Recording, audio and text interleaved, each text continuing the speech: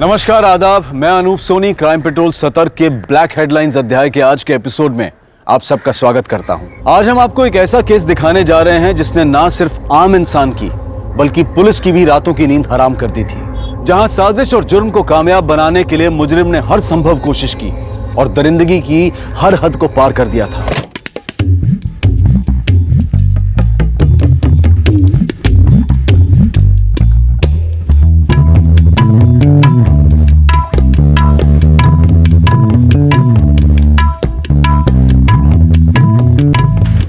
पैसा दिए तो कहाँ लगा दिए सारे?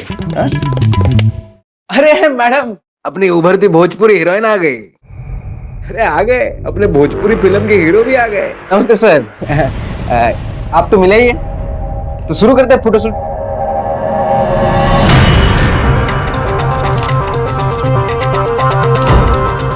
ऐसा कुछ एकदम कस के पकड़ लेना आप। हाँ।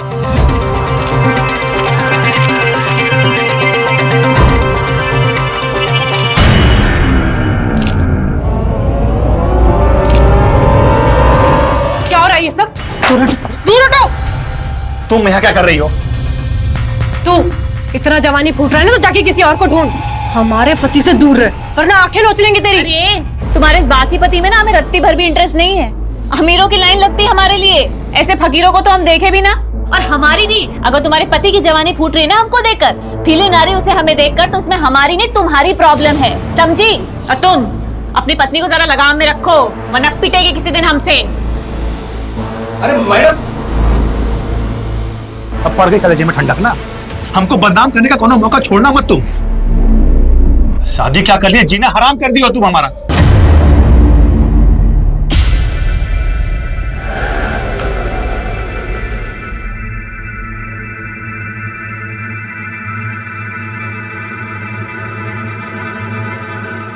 अरे बाकी का पैसा लौटाओ। अरे मैडम, 2 ही रुपए तो है। तो 2 रुपए क्या पेड़ पे उगता है क्या? ये तुम्हारा बाप दे के गया था हमको। बाप पे क्यों जा रही है? तमीज से बात कीजिए। एक तो हमारी मेहनत का पैसा लेके जा रहे हो, ऊपर से हम ही को तमीज सिखा रहे हो। हम तमीज सिखाएं तुमको? पता है हमको कौन सी मेहनत का पैसा है ये। क्या बोले तुम? अरे मैडम, क्या बोले तुम? कहाँ से? अरे मैडम हम कह रहे थे। क्या बोले तुम? फिर हम तुम्हें बताते हैं, अच्छे से बताते हैं कहाँ से पैसा आता है। हमारा दिमाग खराब मत करो, यही पटक के मारेंगे। तुमको बता दे रहे हैं। ज्यादा बात मत करो। क्या हो गया? मैडम, हिम्मत कैसे हुई तुम्हारी? हम तो बस ये कह रहे थे। हिम्मत कैसे हुई? तुम क्या कह रहे थे? हमको सब पता है, सब समझ रहे हैं। अरे कौन सा नया बात है? ये तो रोज रोज का नाटक हो गया है। आधी रात में लड़ाई करना और पड़ोसियों को परेशान करना। ए त्रिपाठी, ज्यादा दिक्कत है क्या तुम्हारी जोरों को हमसे? कहो तो अभी ठीक कर देते हैं इनको हम। अंदर चल अंदर। घर आने में इतना देरी कैसे हुआ? कहाँ थी तू अब तक? पापा काहे हमसे रोज रोज एक ही सवाल पूछते रहते हैं आप? मालूम तो है ना आपको कि काम की वजह से लेट होता है हमको। ये रखिए और अपना चश्मा बनवा लीजिएगा, वरना कल फिर उल्टा अखबार पढ़ते दिखेंगे आप।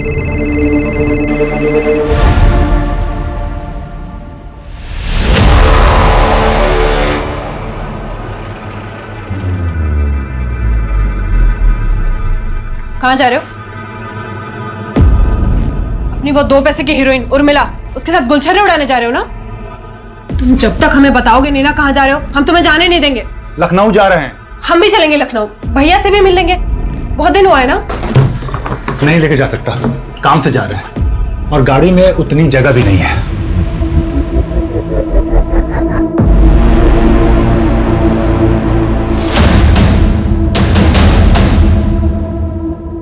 प्रणाम सर, कैसे है? बैठिए सर। बैठ गए?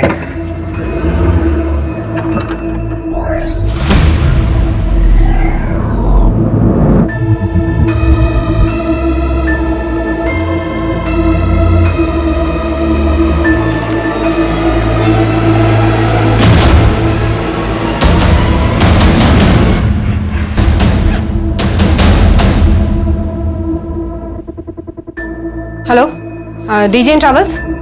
हाँ, मुझे लखनऊ की एक टिकट बुक करनी है।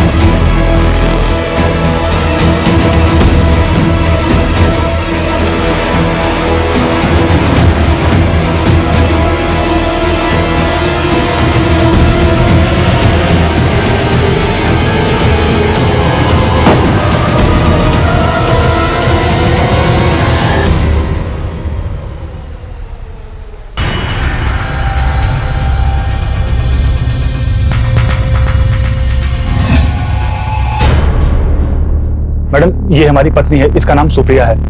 हमको इसका मिसिंग कंप्लेंट लिखवाना है। हम इसको हर जगह ढूंढ लिए लेकिन हमको कहीं नहीं मिली ये।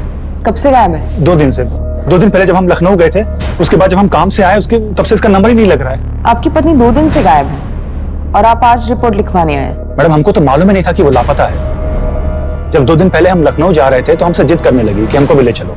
हम भी चलेंगे लखनऊ, भैया से भी मिल लेंगे, बहुत दिन हुआ है ना। अब हम काम से जा रहे थे तो इसलिए नहीं ले गए। तो हमको लगा कि गुस्से में फोन बंद करके बैठी होगी, लेकिन जब हम वापस कानपुर आए तो देखे वो घर में भी नहीं है। फिर हमने पड़ोसियों से पूछा, उनको भी नहीं पता कि कहाँ गई है। आप दोनों के बीच कोई झगड़ा वगैरह हुआ था? शादी क्या कर लिया, जीना हराम कर दिया तुम हमारा। बस उतना ही जितना एक मियाँ बीवी के बीच में नोक झोंक होता है।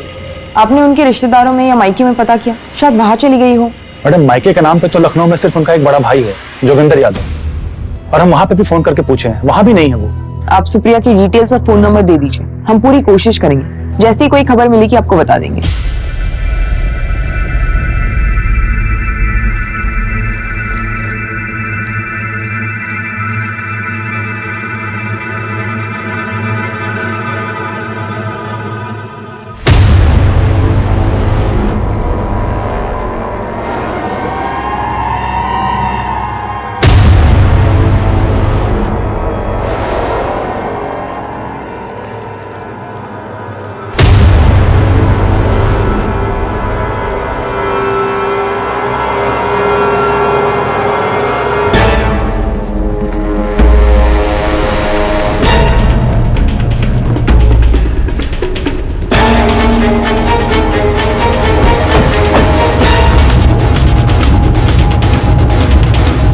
चलो हटो, ऐसे हटो।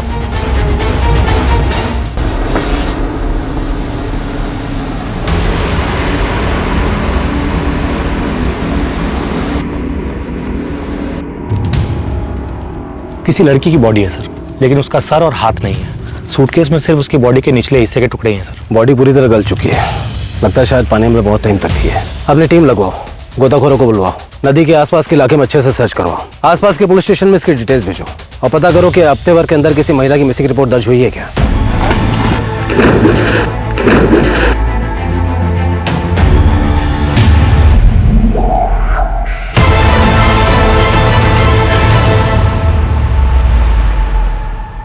योगी भैया को नमस्कार। तुम यहाँ का लेने आए बे? लेने नहीं, बताने आए। आपकी बहन सुप्रिया कल दिन से गायब है। आपके जीजा रंजन ने उसकी मिसिंग कंप्लेंट कानपुर के थाने में लिखवाई है। क्या बकवास है ये? अरे ऐसे कैसे गायब हो गई? लड़की है कोई चाबी का गुच्छा थोड़ी है जो खो गई है। और ऐसी बात की तो उसके नालायक पति ने हमें बताया ही नहीं। हमारी बहन सुप्रिया को कुछ हुआ तो नहीं है? अभी कुछ बोल नहीं सकते भैया जी, पर परवर गया तेल लेने। हमारी बहन को ढूंढो, अगर उसको कुछ हुआ ना तो जीना हराम कर देंगे साला सबका। सर सूटकेस पर कोई फिंगरप्रिंट्स नहीं है, शायद पानी में रहने की वजह से धुल चुके हैं। पोस्टमार्टम रिपोर्ट का क्या हुआ? सर मैंने पता किया था, डिटेल पोस्टमार्टम रिपोर्ट आने में तो टाइम लगेगा, लेकिन अभी के लिए उन्होंने ये कंफर्म किया है कि मरने वाली लड़की की उम्र 23 से 28 के बीच की है।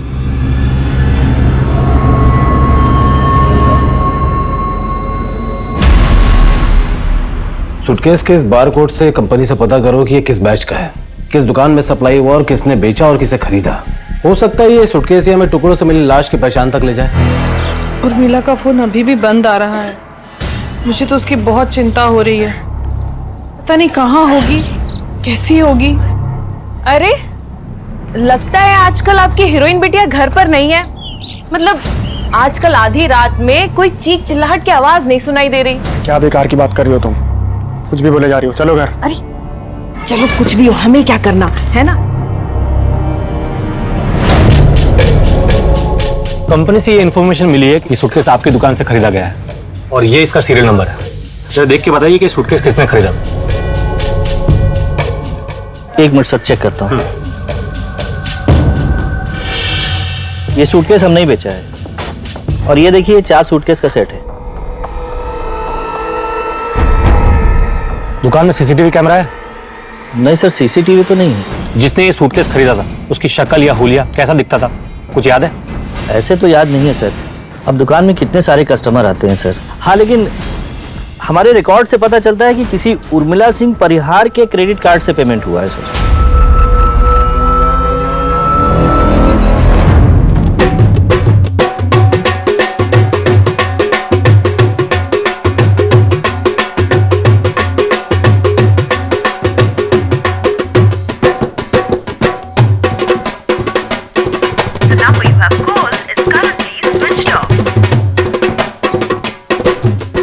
Cut it.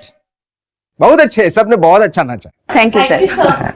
अब तुम दोनों इनको जरा बाहर लेके जाओ और इनका नंबर और नाम वगैरह ले लो।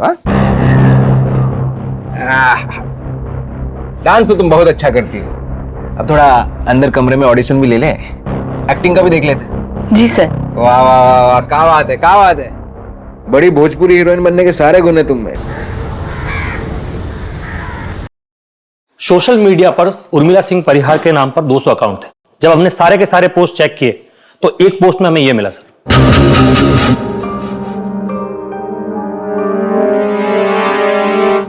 उर्मिला ने सूटकेस खरीदने के कुछ घंटों बाद ही यह पोस्ट अपने अकाउंट पे लखनऊ से डाला है सर, लेकिन इसके पहले के उसके अकाउंट के सारे पोस्ट कानपुर से किए गए। जो उर्मिला के फोन ट्रैक से कुछ मिला? सर इस पोस्ट के बाद से ही उसका फोन स्विच ऑफ आ रहा है, लेकिन रजिस्ट्रेशन से पता चला है कि यह नंबर उर्मिला सिंह परिहार के नाम से रजिस्टर्ड है और एड्रेस कानपुर का है सर। मतलब उर्मिला लखनऊ से नहीं कानपुर की है। उर्मिला ने 4 सूटकेस खरीदे, जिसमें से एक में हमें औरत की लाश मिली जिसके सर और हाथ कटे हुए थे। तो बाकी के 3 सूटकेस कहाँ हैं? उर्मिला के पास।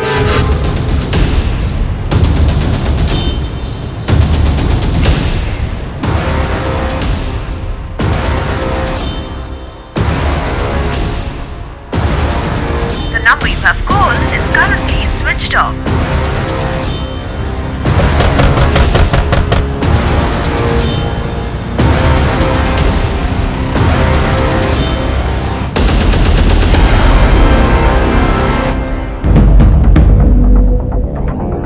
इस तरह। सर, ये लखनऊ से एक केस की फाइल लेकर आए, आपसे मिलना चाहते हैं। सर 4 दिन पहले हमें इस औरत की लाश एक सूटकेस में मिली नदी में, जिसके सर और हाथ कटे हुए थे। सूटकेस के बारकोड से पता चला है कि एक नहीं 4 सूटकेस किसी उर्मिला सिंह परिहार ने अपने क्रेडिट कार्ड से पेमेंट करके खरीदे थे। तो बाकी के 3 सूटकेसेस को लखनऊ पुलिस ढूंढ रही है, क्योंकि हमें शक है कि बाकी के बॉडी पार्ट सर और हाथ भी किसी सूटकेस में हो सकते हैं। क्योंकि उर्मिला कानपुर की रहने वाली है, इसलिए हेडक्वार्टर ने यह केस आप लोगों को सौंपा है। अब आगे की तहकीकात आपकी टीम करेगी सर।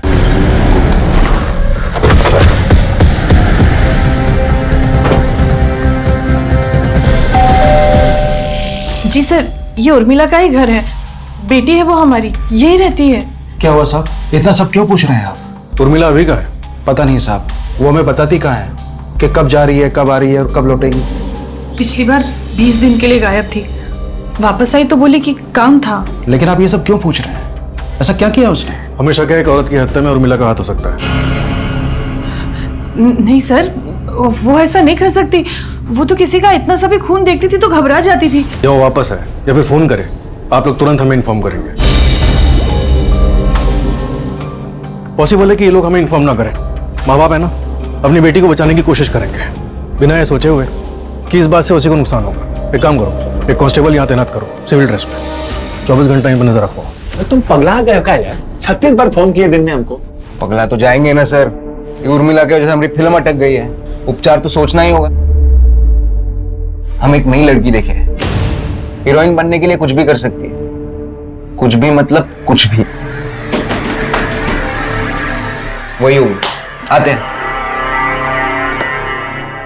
अरे रितु, आओ आओ, तुम्हारी राह देख रहे थे। Good evening sir. ये रंजन सर, आप जानती होंगी? हाँ हाँ, हम तो जानते हैं इनको, हम तो बहुत बड़ी फैन हैं इनके। बाकी 3 सूटकेसेस का कुछ पता चला? नहीं सर। बोले थे हम तुमको, पर तुम हमारी बात मानती कहाँ हो? हीरोइन बनाने चली थी अपनी बिटिया को, बना ली हीरोइन। किसी के सामने मुंह दिखाने लायक नहीं छोड़ा उसने हमको। थोड़ा तो शर्म कीजिए। अरे ये सब उसने हम लोगों के लिए किया।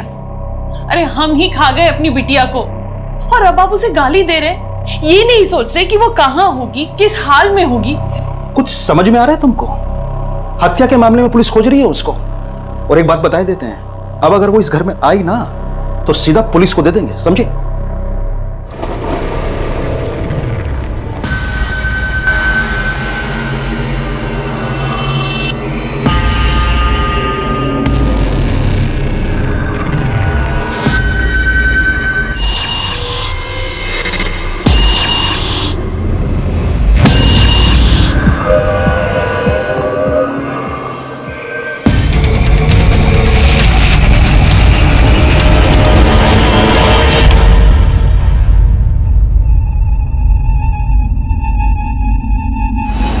सर काफी सड़ चुका है, डीएनए टेस्ट से कंफर्म करना होगा कि सर और धड़ एक ही बॉडी के हैं या अलग अलग बॉडीज के। कहीं ऐसा तो नहीं कि सर किसी और का हो और धड़ किसी और का। मर्डर एक नहीं बल्कि 2 हुए हों। हाँ सरोज। सर, उर्मिला के क्रेडिट कार्ड डिटेल्स के मुताबिक उसका क्रेडिट कार्ड लास्ट लखनऊ में यूज हुआ था एक होटल बुक करने के लिए। लाश के दोनों हिस्से एक ही औरत के हैं या नहीं, ये जानने के लिए डीएनए की जांच का सहारा लिया जा रहा था। और सूटकेस में मिले सर की शिनाख्त के लिए उर्मिला के माता पिता का डीएनए और बॉडी का डीएनए मैचिंग के लिए लिया गया। पुलिस के सामने अब सवाल यह था कि क्या लाश का दूसरा हिस्सा सुप्रिया तिवारी का था, और अगर नहीं था तो फिर सुप्रिया कहां थी और क्यों अब तक पुलिस को उसका कोई सुराग नहीं मिला था।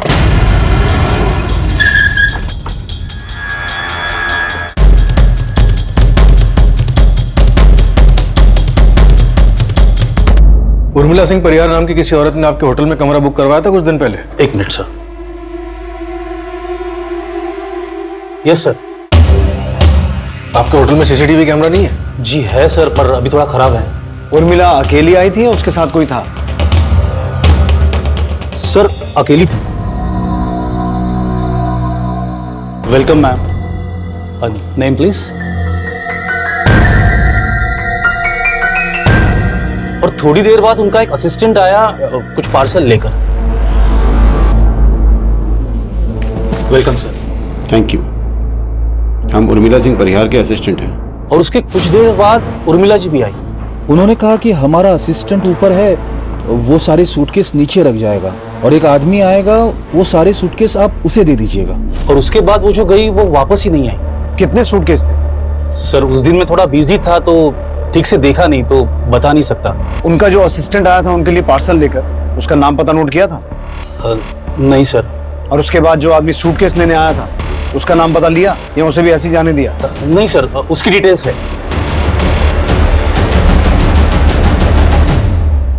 वो उर्मिला सिंह परिहार हमारे लिए कुछ सूटकेस छोड़े होंगे। हाँ, सूटकेस तो है सर, बस आप अपना नाम, पता और नंबर यहाँ पे लिख लीजिए। वो क्या है, वो आ जाएंगे तो मैं उन्हें बता सकता हूँ ना। जी सर, थैंक यू। सर यहाँ पर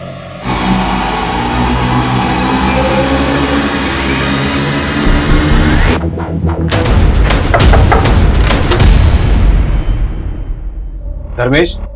हाँ अंदर आ जाए। सर सुनिए तो सही, सर क्या हुआ वो तो बताइए। क्या काम करता है तू? डायरेक्टर है सर, भोजपुरी फिल्म बनाते हैं। उर्मिला परिहार को जानता है तू? हाँ, एक्ट्रेस है। तो क्या हुआ कहाँ? 18 तारीख को तू लखनऊ में था? हाँ। होटल शालीमार से तूने उर्मिला के सूटकेस उठाए थे? हाँ। कितने सूटकेस थे? 2 ही होंगे। होंगे मतलब? तूने सूटकेस उठाए और तुझे नहीं पता कितने थे? सिर्फ दिन भर के थके हुए थे, थोड़ी लगा ली थी तो ठीक से याद नहीं है। और वो तो हमारे फिल्म के प्रोड्यूसर पांडे जी बोले उसने गए थे हम सूटकेस उठाने। फिर वो होटल से सूटकेस उठाकर हम सीधे कानपुर आ गए। तब से हम पांडे जी को फोन कर रहे हैं, उनका फोन ही नहीं लग रहा। और तब से ये देखो, ये सूटकेस यहीं पर पड़े हुए हैं।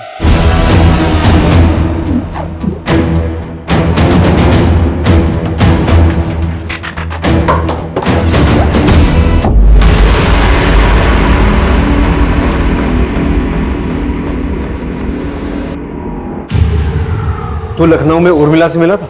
नहीं सर, हमको तो पता भी नहीं था कि उर्मिला लखनऊ में है। लेकिन जब तू शालीमार होटल गया था ये सूटकेस उठाने, तेरे साथ एक आदमी और था। कौन था वो? हमारे फिल्म का हीरो रंजन तिवारी। ये वही रंजन तिवारी जिसकी वाइफ मिसिंग है? हाँ, पर सर हुआ क्या है? आप इस सूटकेस के बारे में इतने सवाल क्यों पूछ रहे हैं? तेरा जो ये प्रोड्यूसर है पांडे, ये रहता कहाँ है? और इसका पूरा नाम क्या है? रहता क्या है वो तो पता नहीं, हम बाहर ही मिलते थे। और उसका पूरा नाम है गजानन पांडे। ये सूटकेस तो हम लेके जा रहे हैं, लेकिन अगर तू अपना सूटकेस लेकर ये शहर छोड़ने की कोशिश करेगा तो तेरी फिल्म हम बनाएंगे। सर होटल की रिसेप्शनिस्ट का भी यही कहना है कि उसे नहीं पता कि कितने बैग्स थे, और धर्मेश भी यही कह रहा है कि उसे याद नहीं। विनोद, इनमें से किसी की भी बात का भरोसा नहीं किया जा सकता। वैसे एक तीसरा आदमी भी है जो इस बात का जवाब दे सकता है और जिसका इस मर्डर में हाथ भी हो सकता है, रंजन तिवारी। अब देखते हैं वो क्या कहता है, उसके पास क्या बहाना है सूटकेस ना देख पाने का।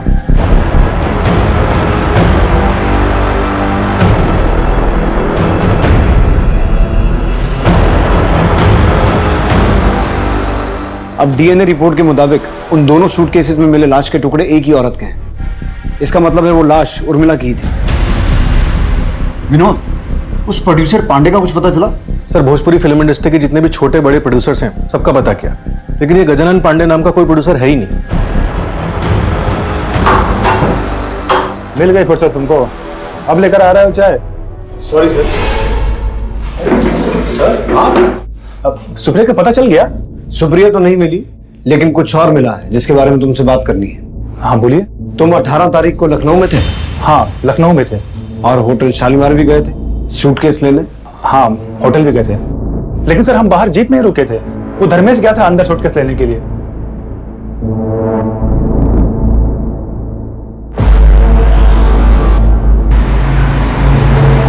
धर्मेश होटल से कितने सूटकेस लेके बाहर आया था? वो तो हम देखे नहीं सर, वो लाया पीछे रख दिया, हम आगे बैठे हुए थे। फिर उसके बाद हम कानपुर के लिए निकल गए और ऊपर से थोड़ा पी भी लिया था, तो झपकी मारने के लिए रास्ते में थोड़ी देर के लिए हम लोग गाड़ी रोक दिए थे।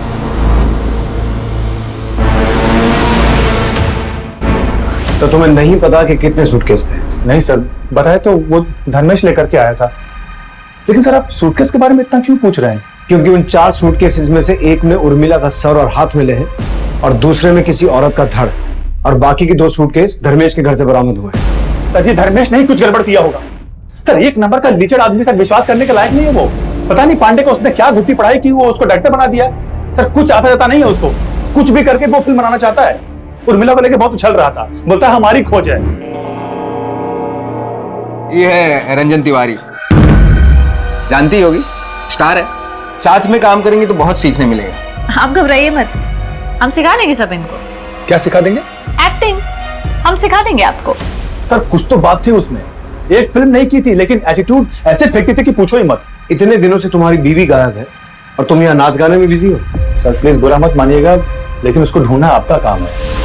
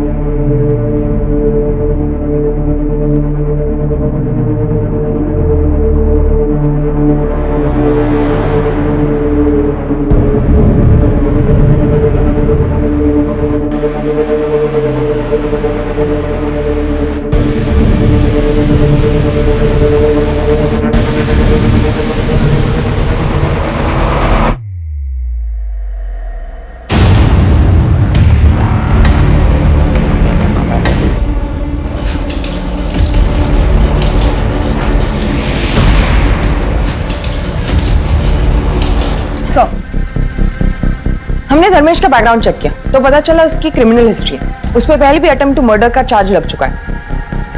उठा के लाओ उसे।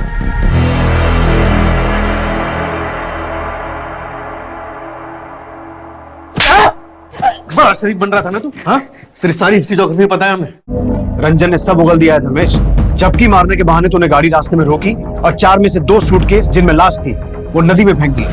सर हमने ऐसा कुछ नहीं किया है सर। हम क्यों मरवाएंगे उर्मिला को?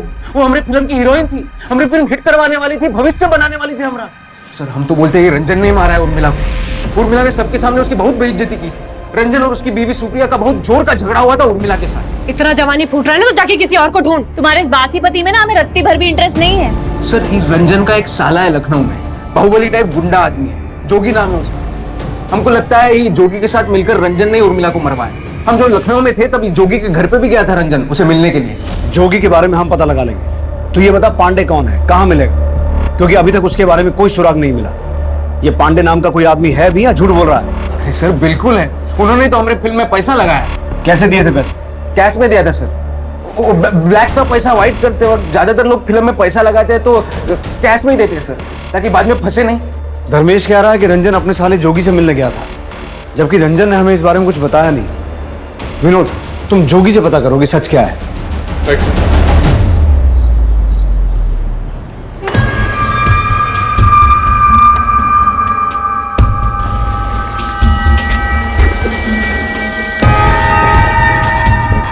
प्रणाम सर, कहिए।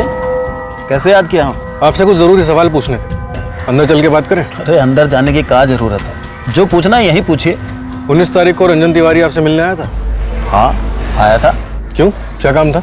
जीजा है हमारा, काम पड़ने का क्या जरूरत है। लेकिन उस दिन हमें भी कुछ अजीब लगा। हमेशा जब भी आता है वो फोन करके आता है, पर उस दिन बिना फोन किए ही आ गया।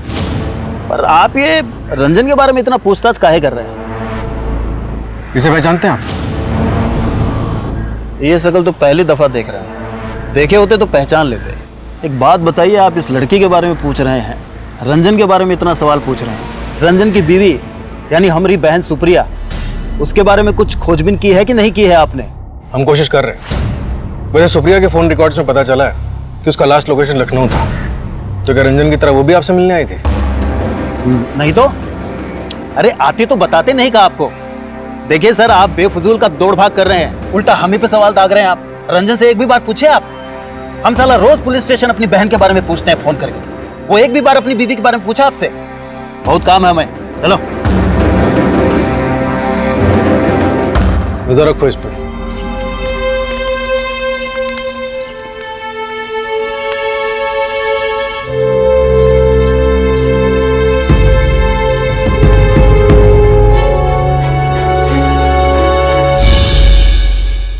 मैं फ्री होके कॉल करता हूँ। सर, मैंने उर्मिला के कॉल रिकॉर्ड्स को एक बार फिर बारीकी से चेक किया, जिसमें एक नंबर सामने आया जिससे उर्मिला के नंबर पे अक्सर कॉल्स किए गए और कोई भी कॉल 1 मिनट से ऊपर का नहीं था। इस नंबर पे कॉल करो।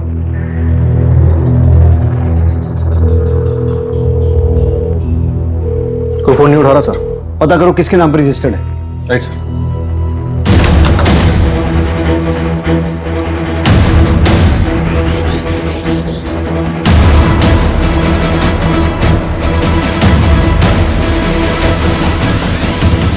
रंजन तिवारी की पत्नी सुप्रिया जो पिछले कई दिनों से लापता थी, अब यह साफ हो चुका था कि वो लखनऊ में अपने भाई जोगिंदर यादव उर्फ जोगी भैया के घर पर सही सलामत है।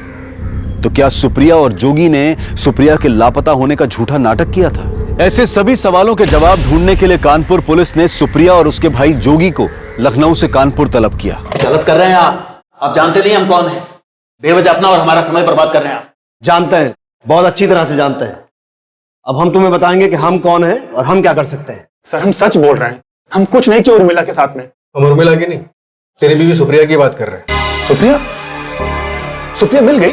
मैं बंद करिए अपनी घटिया एक्टिंग, इतना अच्छा एक्टर नहीं है तू। सरोज।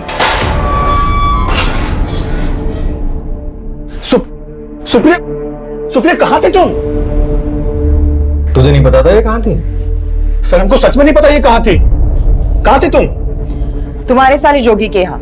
अरे तो कम से कम बता तो देती कि तुम लखनऊ जा रही हो। लखनऊ तो हम तुम्हारे साथ ही जाना चाहते थे, तुम ही बोले गाड़ी में। बंद करो या मियां बीवी की नोकझोंक, घर जाके करना ये सब।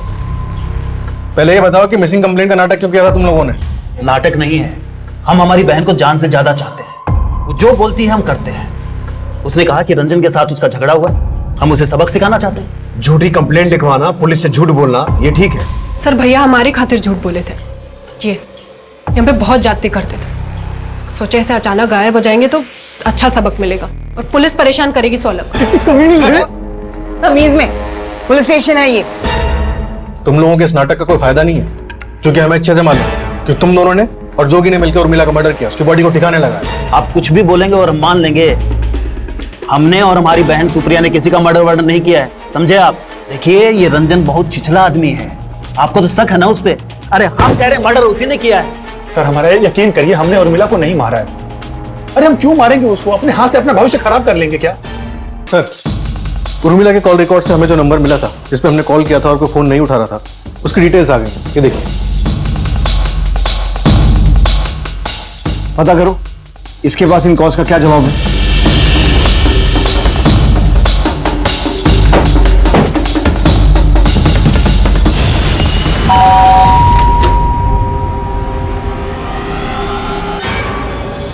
सर ऐसा तो कुछ याद नहीं है हमें। उर्मिला हमारी पड़ोसी थी तो कभी कभार फोन किए होंगे। इस कभी कभार बात होने वाले पड़ोसी को तो रात में 1 बजे फोन करेगा? सच सच बोल दे, ये तो बहुत बुरा फंसेगा तू। सर उर्मिला और हम एक दूसरे से प्यार करते थे। उर्मिला तुमको समझना होगा, हमारे बाबा कभी नहीं मानेंगे। हम भी तुमको चाहते हैं, सारी जिंदगी तुम्हारे साथ बिताना चाहते हैं हम, पर तुम्हारा दोनों सपना एक साथ पूरा नहीं हो सकता। या तो तुम हीरोइन बनो या हमसे शादी करो। बोलो। सर वो हीरोइन बनने के सपने को चुनी और हमारे बाबा ने हमारी शादी सुमन से करवा दी। हम दोनों एक दूसरे को आज भी चाहते थे। सर हम चुप चुप के उर्मिला के घर पे भी मिलते थे। उर्मिला के घर पे? लेकिन वो तो अपने माँ बाप के साथ रहती थी ना। हाँ सर, पर वो किराए पे एक घर भी ली थी, यहीं पास में है सर। सर रमाकांत ने उर्मिला के एक और घर का पता बताया, हम लोग वहीं जा रहे हैं। मैं आपको एड्रेस सेंड कर रहा हूँ, आप डायरेक्टली वहीं पे पहुँच जाइए।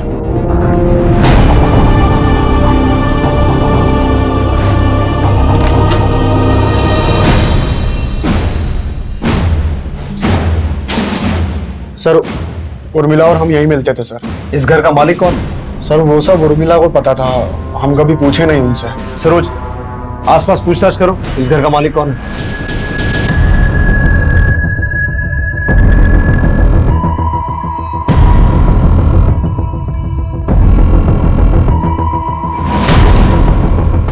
Mishra. Yes sir. Forensic team को बुलाओ। यहां बहुत कुछ हुआ है। हमारा वास्ता सिर्फ मुजरिम नहीं, बहुत शातिर मुजरिम से पड़ा है। जी मैडम। बता सकती हो इस घर का मालिक कौन है? मैडम वो श्रीमती दमयंती शंकर। उर्मिला सिंह परिहार को घर आपने दिया था किराए पे? जी सर, हम ही दिए थे। वो घर हमारी बीवी के नाम पर है, लेकिन हम लोग वहाँ रहते नहीं हैं। अब उर्मिला वहाँ रहती थी या नहीं ये हमें नहीं पता, बस उसका किराया टाइम से आ जाता था, इसलिए हमने कभी कोई दखलंदाजी नहीं की।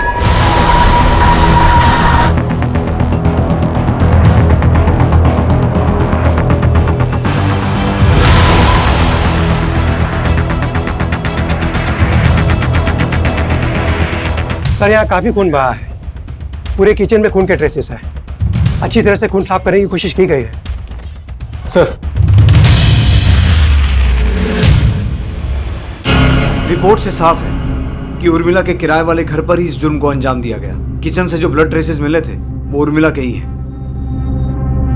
उर्मिला की detail postmortem report. Sir report के मुताबिक उर्मिला की मौत 17 तारीख को शाम 5 से 7 बजे के बीच सर पे चोट लगने की वजह से हुई। 17 तारीख को?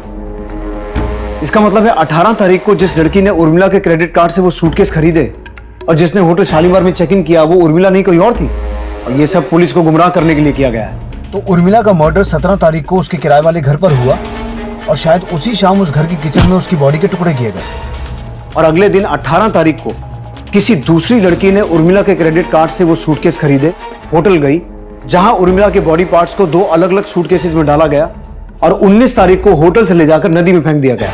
लेकिन सर उर्मिला की टुकड़े की हुई बॉडी होटल कैसे पहुंची? शायद उर्मिला का वो असिस्टेंट जो शॉपिंग बैग्स लेकर आया था, शायद उन शॉपिंग बैग्स में उर्मिला की डेड बॉडी थी जिसे बाद में सूटकेसेस में डाला गया। रंजन और धर्मेश हो सकता है इस बात से अनजान हो, या पॉसिबल है वो दोनों ही उर्मिला की डेड बॉडी कानपुर से लखनऊ लेके गए और बाद में सूटकेस में डालकर नदी में फेंक दिया। हमें इन सभी सवालों के जवाब ढूंढने होंगे कि वो लड़की कौन थी जिसने उर्मिला के क्रेडिट कार्ड से वो सूटकेस खरीदे, बाद में होटल गई, और वो आदमी कौन था जो शॉपिंग बैग्स लेकर आया और जिसने बाद में सूटकेस रिसेप्शन पे ड्रॉप किए। सरोज, तुम उर्मिला के उस किराए वाले घर से पता करो, वहां उससे मिलने कौन कौन आता था। सर विनोद, हमें धर्मेश और रंजन से एक बार दोबारा पूछताछ करनी होगी, क्योंकि अभी तक इस केस में सिर्फ एक ही बात साफ है कि बॉडी के टुकड़े सूटकेस में मिले और वो सूटकेस होटल से धर्मेश और रंजन लेकर गए थे। हो सकता है इन दोनों ने ही उर्मिला का मर्डर किया हो और बाद में सूटकेस में बॉडी को ठिकाने लगाया हो।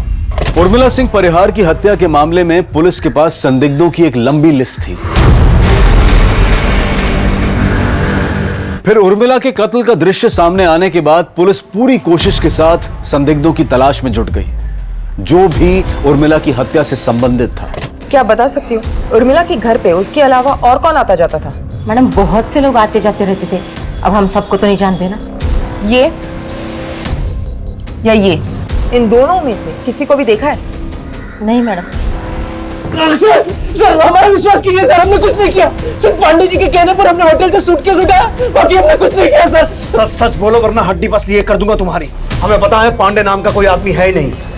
झूठ बोल रहे हो तुम लोग। सर है, बिल्कुल है। विनोद, धर्मेश और रंजन को अलग अलग स्केच आर्टिस्ट के साथ बिठाओ और पांडे का स्केच बनवाओ। इनका सच झूठ सब बाहर आ जाएगा। Right sir. जो औरत उर्मिला बनकर तुम्हारे होटल में रुकी थी, क्या यही है? सर नहीं, ये नहीं है।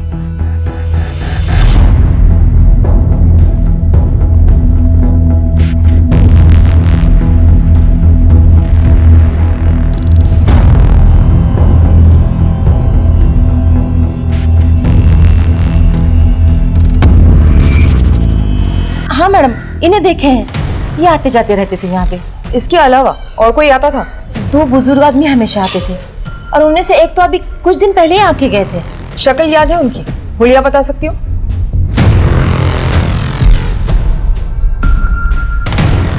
एक मिनट। क्या ये वो आदमी है? हाँ मैडम, ये वही है। उर्मिला का जो असिस्टेंट पार्सल लेकर आया था, क्या यही है? हाँ सर, यही है। सर, धर्मेश और रंजन ने जो स्केच बनवाया है वो एक ही आदमी का है। सर, उर्मिला जिस किराए के घर पे रहती थी उसकी पड़ोसी ने इस आदमी को घर जाते हुए देखा था। इन दोनों को उठा के लाओ। बहुत घुमाया हमें, अब हम इन्हें सैर करवाएंगे। उर्मिला सिंह परिहार को घर आपने दिया था किराए पे? जी सर, हमें दिए थे। वो घर हमारी बीवी के नाम पर है। तो तू है प्रोड्यूसर पांडे। अब ये बता कि शंकर और गजानन पांडे का क्या खेल है? सर, हम अपनी ब्लैक मनी को वाइट करने के लिए गजानन नाम का सहारा लेते थे और इसी नाम से एक फिल्म भी प्रोड्यूस कर रहे थे और उर्मिला को उसमें हीरोइन लिया था। और खुद विलन बन गया, हीरोइन का मर्डर कर दिया। हम ऐसा क्यों करेंगे? उल्टा उर्मिला के मरने से तो हमको नुकसान हुआ। हमने कभी सोचा भी नहीं था कि तू ऐसा कर सकता है। चल, अपने इस लाचार बाप के किरदार से बाहर निकल और सच बोल। क्या सच बोले साहब? उर्मिला ने किराए पे दूसरा घर लिया हुआ है, ये बात तूने हमसे क्यों छुपाई? क्या बोलता साहब कि वो वहां पे तूने उर्मिला का मर्डर किया, उसकी बॉडी के टुकड़े किए और फिर बॉडी को लखनऊ भिजवा दिया और फिर अपने चमचों को बोलकर बॉडी को नदी में फेंकवाया? नहीं सर, हम निर्दोष हैं, हम सच कह रहे हैं। उर्मिला की बॉडी लखनऊ कैसे पहुंची वो बता। कौन लेकर गया? तू? नहीं साहब, हम नहीं थे, हम तो कहीं और। होटल की रिसेप्शनिस्ट ने तेरी तस्वीर पहचान ली है और बता दिया है कि शॉपिंग बैग्स लेकर होटल में तू ही गया था। हम उर्मिला सिंह परिहार के असिस्टेंट हैं, पार्सल देना है उनको। साहब, उर्मिला हीरोइन बनना चाहती थी। जब हमें ये पता चला तो हम बहुत गुस्सा हो गए। ये काम शरीफ लोगों को शोभा नहीं देता है साहब, पर वो हमारी सुनती कहाँ थी। फिर भी हमारी मजबूरी थी साहब, क्योंकि हम कुछ कमाते तो थे नहीं, घर का सारा खर्च वही चलाती थी। 17 तारीख को क्या हुआ था? उस दिन घर से निकली तो जाने हमारे दिमाग में क्या है कि हमने उसका पीछा किया साहब।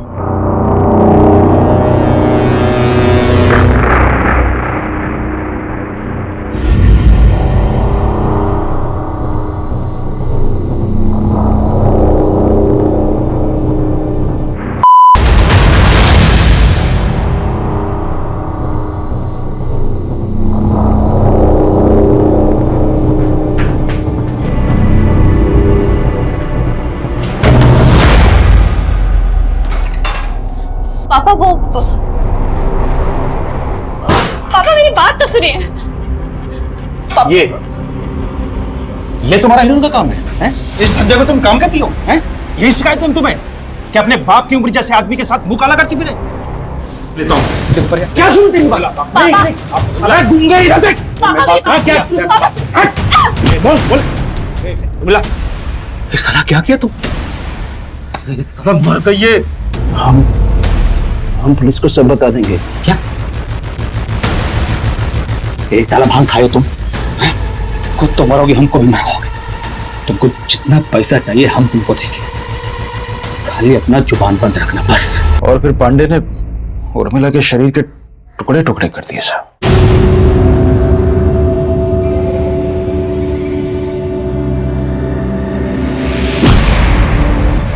सर, हमने एक लड़की को पैसा दिया, उसको बोला कि उसका ऑडिशन है और उसे उर्मिला बनकर लखनऊ जाना है। Welcome ma'am. Name please? Urmila Singh Parihar. और उसके बाद उर्मिला का बाप उर्मिला की बॉडी शॉपिंग बैग्स में लेकर होटल पहुंचा। जहां उसने वो बॉडी सूटकेस में डाली और सूटकेस को रिसेप्शन पे छोड़ा, जहां से रात में धर्मेश उसे लेके गया, है ना? अब ये बता पांडे, सूटकेस को नदी में किसने फेंका? धर्मेश ने या रंजन ने? रंजन ने फेंका। सदी का महानायक बनना है तुमको कि नहीं बनना है, या कि फिल्म करके घर बैठ जाना है? ये हुई ना बात। अब देखो हम तुमको कैसे लेके एक के बाद एक फिल्म बनाते हैं। तो तुमको हमारे लिए एक छोटा सा काम करना पड़ेगा। सर हमको हीरो बनना था, और हमारे पास काम नहीं था, इसीलिए हम पांडे की बात में आ गए थे सर। 19 तारीख को क्या हुआ था वो बता।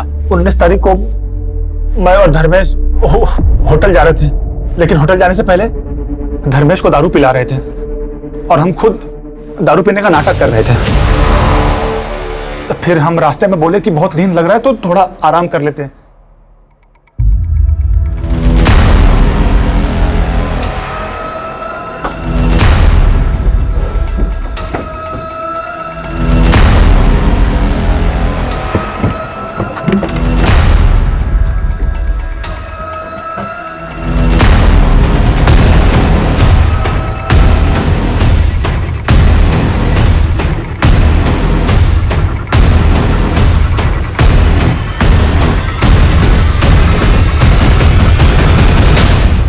और तूने झूठ क्यों बोला कि तुझे याद नहीं था कि कितने सूटकेस थे? सर हम थके हुए थे, पिए हुए थे, धुंधला धुंधला याद था कि 4 सूटकेस थे, मगर सुबह उठकर गाड़ी में देखा तो 2 ही थे। हमने रंजन से पूछा भी तो उसने कहा हमने नहीं देखा, तो हमको लगा 2 ही होंगे। आप तो बस यही सोचते रहे कि कौन है, कहां से आई है, किसका खून है। कभी उससे प्यार करते, समझाते तो आज वो ना होता जो हुआ। उसे हमारे लिए अपने आप को बेचना नहीं पड़ता, और ना ही आप आज यहाँ होते जहां आप अपनी नफरत की वजह से पहुंच गए। उर्मिला को अपने माता पिता से कभी भी समर्थन या सही परवरिश नहीं मिल पाई। मिला तो सिर्फ धुतकार जो उसके पिता की हर नजर में देखा जा सकता था। शायद इसी वजह से उर्मिला ने वही तरीका, वही रास्ता इख्तियार किया जो उसे सही लगा, जिसमें उसके अपने सपने और घर की जिम्मेदारी को साथ लेकर चलना भी एक पहलू था। मनोज परिहार और गजानन पांडे पर आईपीसी की धारा 302 और 201 के तहत मुकदमा दर्ज किया गया है। रंजन तिवारी पर धारा 201 के तहत सबूत मिटाने के चार्जेस लगाए गए हैं। सभी मुजरिम इस वक्त सलाखों के पीछे हैं और चार्जशीट कोर्ट में फाइल की जा चुकी है। देखते हैं हमारे आज के एपिसोड की दूसरी कहानी। हम वही बोल रहे हैं जो हमारे पुरखे कह गए थे, रोटी और बेटी का व्यवहार हमेशा बराबर वालों में होता है। ये दूसरी जात वाले इस मनीराम से पूछिए अम्मा जी, इसका बेटा कहाँ है? अरे हमें नहीं पता हमारा बेटा कहाँ है अम्मा जी। कसूर सिर्फ हमारे बेटे का नहीं है, इसकी बेटी का भी है। अपनी मर्जी से भागी है उसके साथ, उसको भी सजा मिलनी चाहिए। देखो क्या बोल रहा है, हमारी बेटी को सजा मिलनी चाहिए। कसूर सिर्फ हमारा है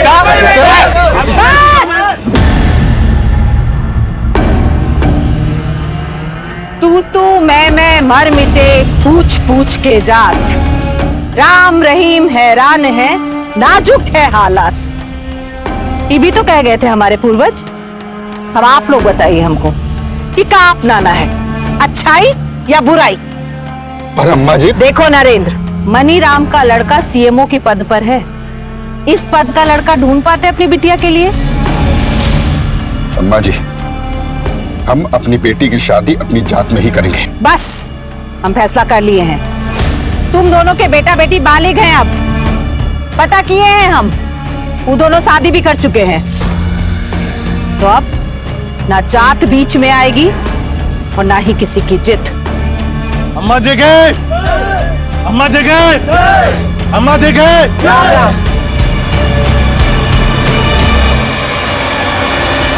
When the going gets tough, the tough get going. कोशिश करने वाले की कभी हार नहीं होती। हमारी दादी की तरह हमारी मम्मी ने भी साबित कर दिखाया है। ये रही हमारी मम्मी। हर मम्मी गांव की सभी औरतों के साथ मिलकर गृह उद्योग चला रही है। मम्मी कुछ तो बोलिए। हम क्या बोले? अरे अपने काम के बारे में बताइए। तू ही बोल। देखिए, कामयाब इंसान तो वही होता है जो बोलने में नहीं करने में विश्वास रखता। विवेक, तो ये है मेरा कजिन विवेक। विवेक हाय बोले मेरे दोस्तों। नहीं मेघना दीदी, मुझे सब नहीं करना। अरे तो ये है मेरे दद्दू। इनके आयुर्वेदिक नुस्खे बहुत मशहूर है, वर्ल्ड फेमस, और इनका तकिया कला माइंड ब्लोइंग। ओके गाइस, तो अब हमारे दादी, चाचा और पापा आ गए। लेकिन इन सब से मैं आपको फिर कभी मिलाऊं। तू विधायक है तो हम भी तो सरपंच है गांव के, मनमानी नहीं सहेंगे उसकी। तो पावर में समझौता कर लीजिए आप उससे। समझौता? हमने कभी अपने उसूलों से समझौता नहीं किया है। फोन लगाओ उसके पीए को, बोलो अम्मा जी मिलना चाहती हैं। काला झंडे बाबूजी, सिर्फ पंचायत में ही नहीं, क्षेत्रीय राजनीति में भी झंडे गाड़ने के लिए तैयार है माँ। अरे वाह, मतलब गांव का ही नहीं पूरे कस्बे का भाग्य बदलने वाली है दादी। माँ, विधायक जी से कल की मीटिंग फिक्स हो गई है। ठीक है, कल चलते हैं। सॉरी, बहुत ज्यादा इंतजार करना पड़ा आप लोगों को। बताइए क्या सेवा करें आप लोगों की? सेवा सेवा कहते बहुत हैं आप, पर सेवा करते नहीं है। 3 साल हो गया पानी का पाइप बिछे हुए, पर नलों में अभी तक पानी नहीं है बिश्नोई जी। वो तो तभी आएगा जब जिले में पानी की टंकी बन जाएगी। लेकिन इसका जो बजट था ना, तो पाइपलाइन बिछाने में ही खर्च हो गया। अब ऊपर से फंड आएगा तो। पर नीचे से तो बहुत आए हैं आपके पास। पाइपलाइन बिछाने में जितना पैसा ठेकेदारों को बांटा गया है, उसका आधा तो आप ही के पास आ गया। जबान संभाल के बात कर सरपंच, वरना न ये सर रहेगा और न पंच की अकड़। अकड़ तो अब तुम भी टूटेगी बिश्नोई। घर घर पानी की स्कीम में जो घोटाला किया हो ना, सब मीडिया के सामने लाएंगे। कुर्सी बचाना मुश्किल हो जाएगा तुम्हारा।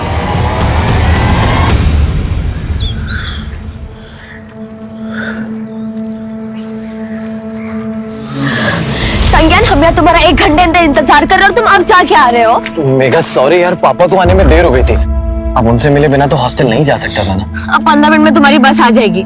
बस सर 15 मिनट बिताने के लिए इतना वेट किया हम। सच हम तुम्हें ड्रॉप करने ही नहीं आते।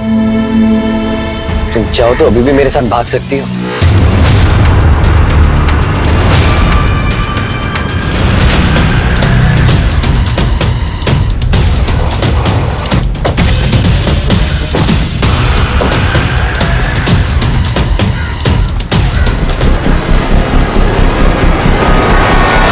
माँ हमेशा गले में सोने की चैन, हाथों में सोने के कंगन, हीरे और सोने की अंगूठियां पहनती थी। लेकिन ये जगह आपके घर से काफी दूर है। आपकी माँ इस सुनसान जगह पर अकेले क्या करने आई होंगी? सर हमें भी कुछ समझ में नहीं आ रहा है। रात को माँ घर पर नहीं आई थी और उनका फोन भी बंद आ रहा था, और आज सुबह यहाँ उनकी लाश। आप लोगों को किसी पर शक? साहब हम कहते हैं सब पूरा किया धरा है ना नरेंद्र का ही है। कौन नरेंद्र? हमारे गांव का ही है साहब। उसकी लड़की ने दूसरे जात के लड़के से शादी कर लिया था। नरेंद्र चाहता था अम्मा जी और लड़के को सजा दे, पर अम्मा जी लड़का और लड़की के रिश्ता का बचाव किए थे, इसलिए बहुत गुस्से में था। अम्मा जी, मैं उस नीच लड़के को अपना दामाद ना मान सकता। अगर आपकी बेटी होती तब भी आप यही फैसला सुनाती? हाँ, तब भी हमारा यही फैसला होता। हमें मंजूर नहीं है आपका ये फैसला। साहब नरेंद्र अपना फोन बंद करके भाग गया है। हमको पूरा यकीन है अम्मा जी का मर्डर उसी ने किया है। रहता कहाँ है नरेंद्र?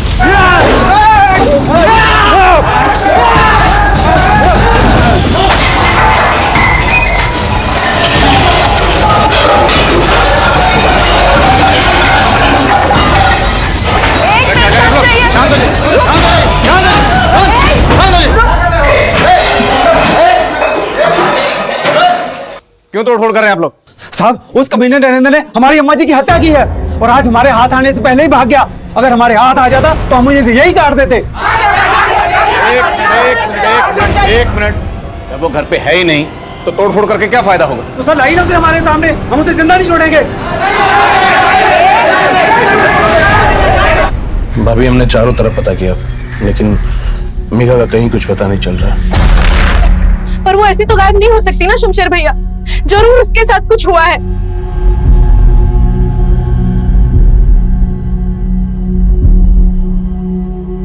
आप कुछ करते क्यों नहीं है? मेघा कल से गायब है। हमें बार बार बोलने की जरूरत नहीं है कि क्या माँ की लाश तो आप नहीं ढूंढेंगे उसे? उसकी कुछ पड़ी नहीं है क्या आपको? रजनी देवी के कातिल को जल्दी ढूंढना होगा, वरना गांव वालों का बवाल और बढ़ सकता है। जी सर, ये नरेंद्र जिस तरीके से गायब है उसे देख के तो लग रहा है कि हो सकता है कि नरेंद्र ने रजनी देवी का कत्ल किया है और गहने लूटे हैं। और फिर कत्ल को लूट की शक्ल देने की कोशिश की हो। लेकिन रजनी देवी कल रात से गायब है, तो हो सकता है उनका कत्ल भी कल ही हुआ। और सवाल ये है कि गांव की एक महिला सरपंच अपने गांव से इतना दूर उस सुनसान जगह पर क्या करने गई होगी। सर हो सकता है कि मर्डर किसी दूसरी जगह पे किया गया हो और बॉडी को ले जाके वहां डंप किया गया हो। फिर भी उस जगह का पता करना होगा जहाँ रजनी देवी का कत्ल हुआ। रजनी देवी की कल की पूरी एक्टिविटीज पता करो और आसपास जितने भी सुनार है सबको इन्फॉर्म करो। हो सकता है कातिल गहने बेचने की फिराक में हो।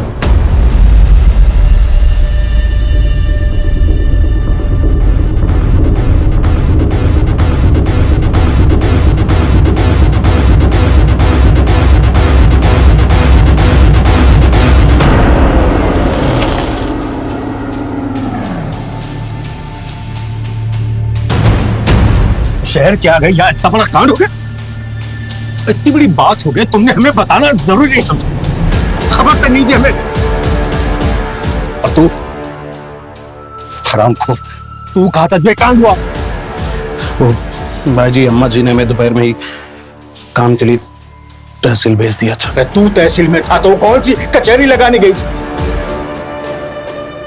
तू बता दी, तुझे उसके बारे में सब पता रहता ना, अब बोलेगा अभी?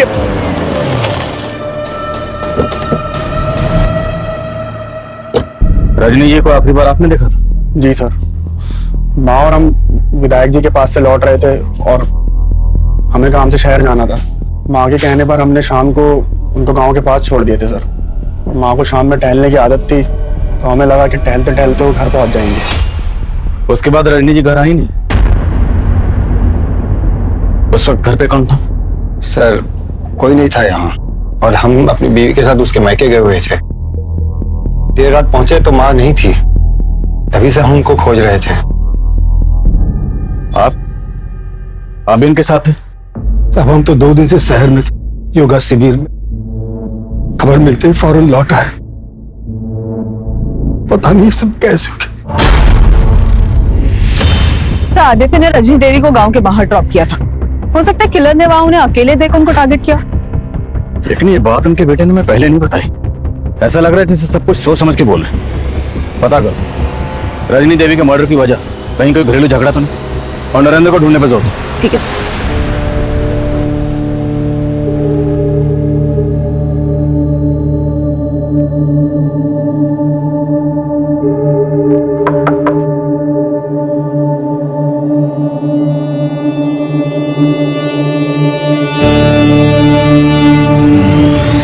रजनी ने नरेंद्र की बेटी के गैर जातीय विवाह को जायज ठहराया था और सरपंच बनने के बाद से लगातार रजनी ऐसे फैसले कर रही थी जिसने उस पूरे क्षेत्र में उसकी गरिमा बढ़ा दी थी। पर उससे प्यार करने वालों से ज्यादा उससे नफरत करने वाले थे। लेकिन सवाल यह भी था कि रजनी की पोती मेघा और उसका दोस्त संज्ञान जिस क्रूरता का शिकार हुए थे, क्या रजनी की हत्या से उसका कोई लेना देना था? आखिर क्या वजह थी कि रजनी के परिवार ने पुलिस को यह नहीं बताया था कि मेघा भी लापता है? पुलिस को रजनी के परिवार पर भी शक हो रहा था और उनका खबरी नेटवर्क रजनी और उसके परिवार से जुड़ी हर जानकारी को इकट्ठा कर रहा था।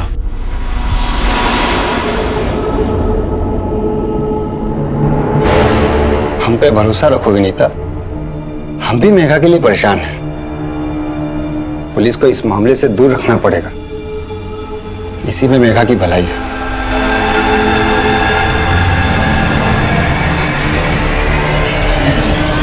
सर, जिस दिन रजनी देवी की लाश मिली थी उस दिन सुबह नरेंद्र को एक टैक्सी स्टैंड के पास देखा गया था। एक सवारी टैक्सी वाले ने उसे हापुड़ बस अड्डे के पास उतारा था। हापुड़ पता करो, हापुड़ या उसके आसपास नरेंद्र की जान पहचान का कोई रहता है या नहीं? हो सकता है वहीं चुपके बैठा। सर, आपका अंदाजा बिल्कुल सही है। ये मर्डर फैमिली के इंटरनल मैटर से जुड़ा हो सकता है। मैटर क्या? सर, आदित्य बहुत पहुंची हुई चीज है। ये आदित्य बहुत सारी शराब की भट्टियों में साइलेंट पार्टनर था और रजनी देवी ने ऐसी बहुत सारी भट्टियों को बंद भी करवाया। तो क्या बेटे के गैर कानूनी धंधों में माँ के उसूल आड़े रहे थे? सर, वैसे आदित्य का सगा रिश्ता नहीं था रजनी देवी से। रजनी देवी उदित और आदित्य की सौतेली माँ थी।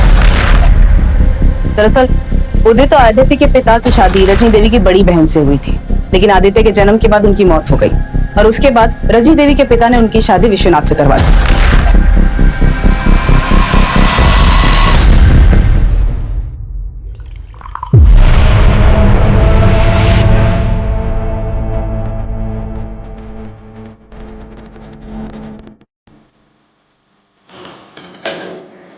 रुक जा।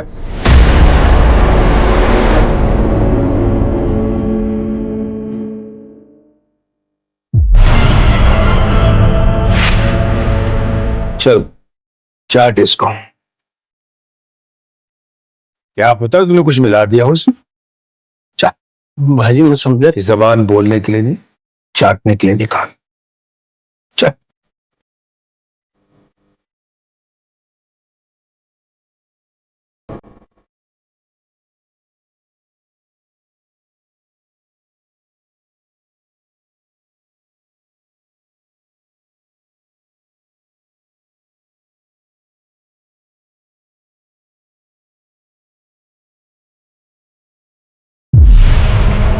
शाबाश।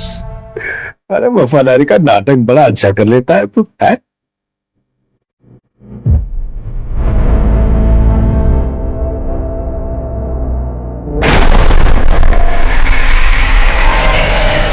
हम गलत काम करते थे, इसका क्या प्रूफ है आपके पास? प्रूफ मिटाने में तो माहिर होता हूँ, पर वैसे भी तुम्हें अपनी माँ से कोई खास हमदर्दी तो थी नहीं। उनकी मौत के बाद हमारे भी आंसू आए थे, पर यह सच है कि उनके उसूल खलते थे हमको, और हमको ही क्या, बहुत से लोग ऐसे हैं जिनको वो खलती थी। किसकी बात कर रहे हो? अब हम जिनकी बात कर रहे हैं उनको यहाँ बिठा नहीं पाएंगे। तो आप साहब बोलो, किसकी बात कर रहे हो? हमारी माँ ने इस बार विधायक बिश्नोई जी से पंगा लिया था, उसी के ऑफिस में उसी की पैंट ढीली कर दी। अकड़ तो अब तुम्हारी टूटेगी बिश्नोई। घर घर पानी के स्कीम में जो घोटाला किया हो ना, सब मीडिया के सामने लाएंगे। कुर्सी बचाना मुश्किल हो जाएगा तुम्हारा। तू मेरी कुर्सी हिलाएगी? तू मेरी कुर्सी हिलाएगी? औकात देखिए तेरी। अरे सर, सर तुम्हारे जैसे कितने सरपंच मेरे नीचे हैं। अरे सर रहने दीजिए ना, माँ छोड़। औकात की बात कर रहे हैं नेताजी, और फिर तो सुना दे हम इनको अपना। आप चाहते हैं कि हम अपना मुंह बंद रखें, बस आप हमारे गांव के स्कूल के लिए 20 लाख रुपया डोनेशन दे दीजिए, हम एकदम चुप हो जाएंगे। उन्हें लग रहा था विधायक जी डर जाएंगे, लेकिन उन्होंने तो माँ को मार के ही खामोश कर दिया। अच्छा, तो ये बात तुमने हमें पहले क्यों नहीं बताई? सर अगर हम आपको पहले बता देते तो वहाँ जो विधायक बिश्नोई जी बैठे हैं वो हमको उठा लेते घर से, और आप उनकी गिरबान तक नहीं पकड़ पाते। नो एविडेंस बोल के आप लोग पल्ला झाड़ लेते। सर हमें अपनी सिक्योरिटी भी देखनी, और साथ में अपनी फैमिली वालों की भी।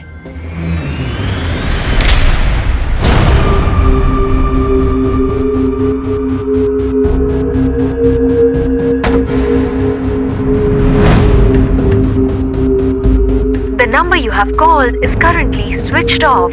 Please dial after some time.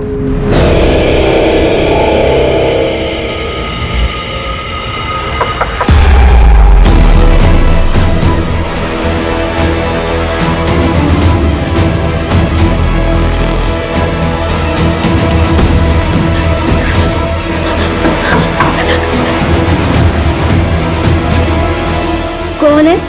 Room service madam.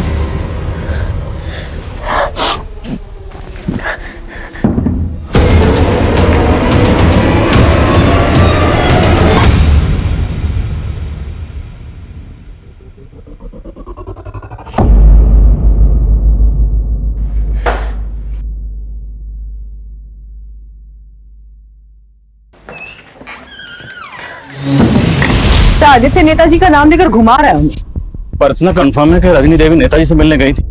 पता करो, क्या रजनी देवी के पास कोई ऐसा सबूत था जिससे नेताजी को खतरा हो सकता था, और हो सकता है इस काम के लिए नरेंद्र को इस्तेमाल किया गया हो। ये केस अब एक हाई प्रोफाइल केस बन गया था, और इस केस के सबसे बड़े सस्पेक्ट नरेंद्र को ना पकड़ पाने से पुलिस पर मीडिया और गांव वालों का प्रेशर आ गया था। लेकिन जल्द ही पुलिस ने नरेंद्र को ढूंढ निकाला।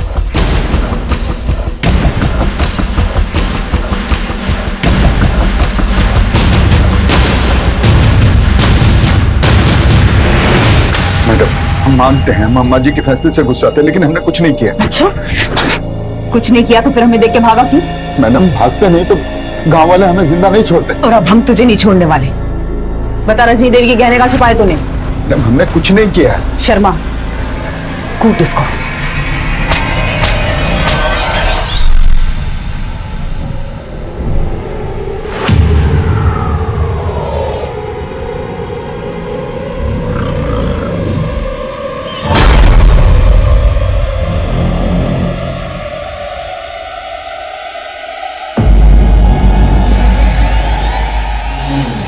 देखिए, हम कहते थे ना कि उनका किसी से चक्कर है। चलिए अंदर घुसिए। दरवाजा खोलिए, दरवाजा खोलिए। क्या हुआ भाई साहब? कहा हुआ सीमा? ये बोल रही है स्वीटी के साथ चक्कर चल रहा है आपका? मेरे बीवी हमारे बता रहे हैं आप। भाई साहब, इसमें इनका दोस्त नहीं है। हम आपको बता रहे हैं ना, ये हमारी बीवी हम पे सख्त न्याय करती है। तुम झूठ मत बोलो। अरे हम ये भाई साहब से मिलने आए रहे और इनको देखने के बाद में भी तुम ये फालतू का तमाशा कर रही हो। इसको क्या लगता है कि इसके हकलाने की वजह से हम इसको पसंद नहीं करते हैं, और इसीलिए सिर्फ अटेंशन हमारा पाने के लिए हमको जगह जगह बदनाम करती फिरती है। सुनिए, हमें इंस्पेक्टर साहब से मिलना है। और बात क्या है? हमारी बेटी लापता है। क्या? जिस दिन आपकी सास रजनी देवी का कत्ल हुआ, उस दिन से आपकी बेटी मेघा भी गायब है। तो ये बात आपने हमें पहले क्यों नहीं बताई? हम बताना चाहते थे, पर हमारे पति ने हमें रोक लिया। क्यों? क्योंकि उन्हें लगता था कहीं आप मेघा पर शक ना करो। और मेघा गायब क्यों? उसकी क्या वजह? सर, वो एक लड़के को पसंद करती थी। कौन लड़का? संज्ञान। संज्ञान, हम यहाँ तुम्हारा 1 घंटे इंतजार कर रहे हो, तुम अब जाके आ रहे हो? मेघा सॉरी यार, पापा को आने में देर हो गई थी। सर, जिस दिन मेघा गायब हुई उस दिन हमें लगा कि संज्ञान उसे लेके भाग गया है, क्योंकि उस दिन से वो भी गायब है।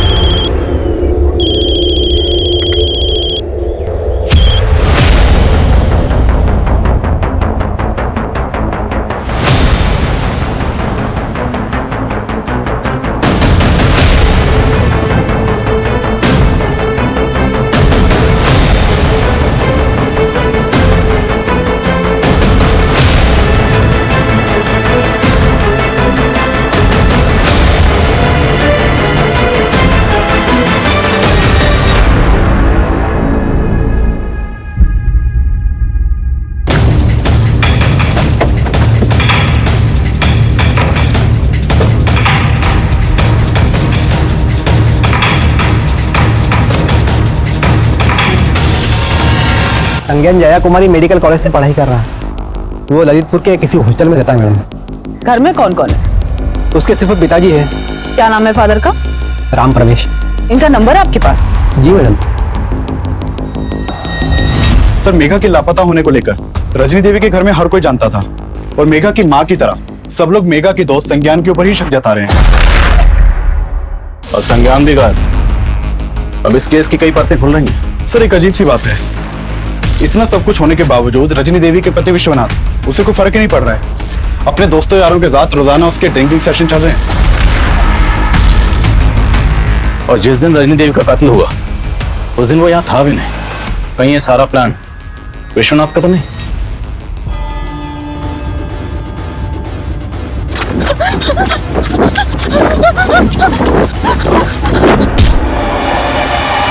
हमें फिक्र हमारी पोती की है सर, लेकिन ये रजनी, यही वजह है सबकी कि आज मेघा हमसे दूर है। आखिर क्या वजह जो आप अपनी मरी हुई बीवी को इतना कोस रहे हैं? उसे कोसने की हजारों वजह है हमारे पास। तब तो उसे मारने की भी कोई ना कोई वजह जरूर होगी आपके पास। हमें मालूम था आप हम पे शक करेंगे, लेकिन हमने कुछ नहीं किया सर। अपनी बीवी को कोसने की वजह नहीं बताएंगे? उसे कोसने की सबसे बड़ी वजह थी वो शमशेर। शमशेर? हाँ, शमशेर। हमसे ज्यादा उसे पसंद करती थी। कहती थी कि हम उसकी नहीं, उसके बाप की पसंद थे। आप कहना चाहते हैं आपकी बीवी रजनी देवी का शमशेर के साथ? जो आंखों देखा है वही बता रहे सर। वो हमारे फार्म हाउस में उसके साथ बहुत ज्यादा वक्त गुजारती थी।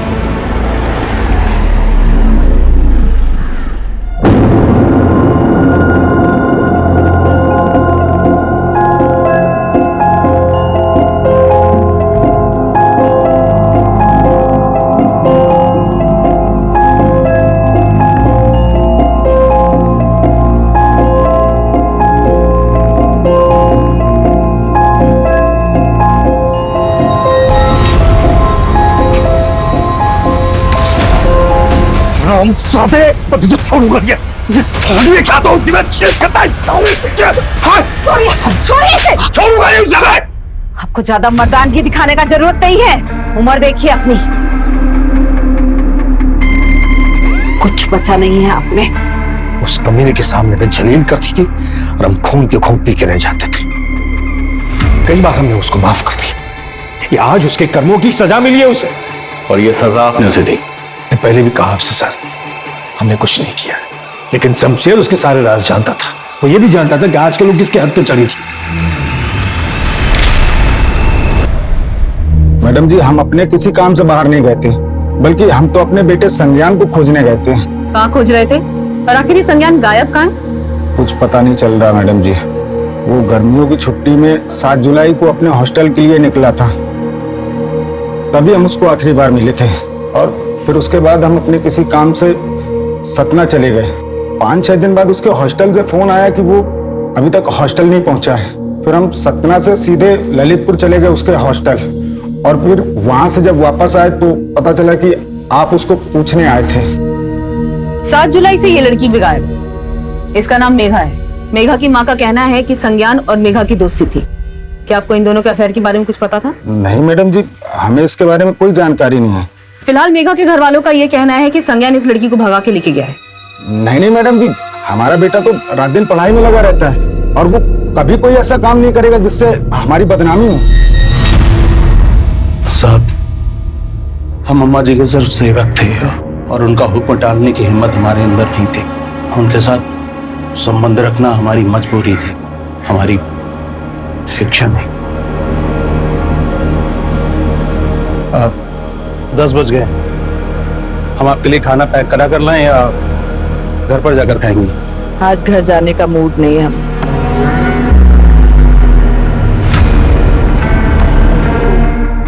तुम भी यही रुक जाओ।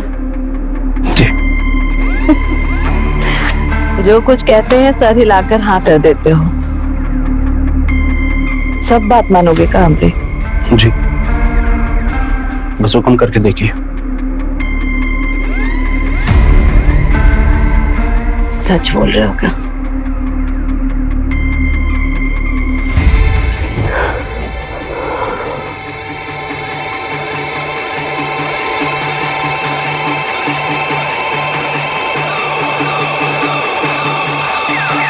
उस दिन के बाद से उन्हें मना नहीं कर सके। तो ऐसा क्या हुआ था कि तुमने रजनी देवी को मार ही दी? नहीं सर, ऐसा हमने कुछ भी नहीं किया। अब झूठ बोलने का कोई फायदा नहीं। 7 जुलाई जिस शाम रजनी देवी का मर्डर हुआ, तूने अपने दोनों साथियों को विक्रम और भुवन को फोन किया था और तुम तीनों ने मिलकर रजनी देवी की पोती को उठाया। वो दोनों कबूल कर चुके। अब तेरी बारी। हमने जो कुछ किया वो अम्मा जी के कहने पे किया।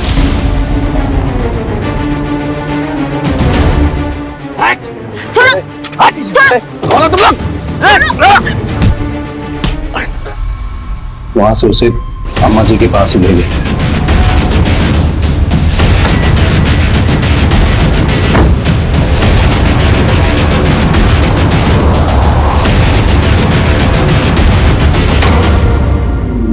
हमारे घर की बेटी होके जात वाले लड़के से इश्क लड़ा रही थी तुम? दादी, हम संज्ञान से प्यार करते हैं। हम आपको उसके बारे में बताने ही वाले थे। हमने पहले ही पता कर लिया। भूल जाओ उस लड़के को। हमने तुम्हारी शादी एमपी साहब के बेटे से तय कर दी है। इससे तुम्हारी जिंदगी भी संवर जाएगी और हमरे कुल की भी। दादी, आप कुल और जात की बात कर रही है? हाँ, कहे? बेटी और रोटी का व्यवहार कुल जात देखकर ही किया जाता है बिटिया। हमने सपने में भी नहीं सोचा था कि आप ऐसे निकलेंगी। अगर अब आपने हमें संज्ञान से शादी करने से रोका तो हम पूरे गांव को बता देंगे आप कितनी बड़ी ढोंगी है। जुबान लड़ाती हो हमसे? हाँ, हम आपके नहीं अपनी पसंद के लड़के से शादी करेंगे, और अगर आपने हमारे साथ जबरदस्ती की तो आपके लोगों के बीच आपको जलील कर देंगे। हमको जलील करोगे तुम? हमको जलील करोगे? जलील करना किसे कहते हैं हम बताते हैं तुमको। ले जाओ इसे। इसका वो हाल करो कि अपनी शकल किसी को दिखा ना सके। नहीं दादी, छोड़ो मैं। दादी, दादी नहीं। रुको, दरवाजा खुला छोड़ देना। हम उनका वो रूप देखकर हैरान थे साहब। वो हमें अपनी ही पोती के साथ दुष्कर्म करने का फरमान सुना रही थी। हम मजबूर थे साहब, हमें उनकी आंखों के सामने ही ये सब कुछ करना पड़ा था साहब। उस दिन उन्होंने हमें हमारी ही नजरों में गिरा दिया था। हम सह नहीं सके। हम अम्मा जी और मेघा को फार्म हाउस में छोड़ के चले गए थे। उसके बाद क्या हुआ हमें सच में कुछ नहीं पता। तू मेघा का रेप कर रहा था और तेरे दोनों साथी संज्ञान का कत्ल। और तू कह रहा है तूने जो किया सिर्फ अम्मा जी के कहने पर किया। खुद को बेकसूर समझ रहा तू?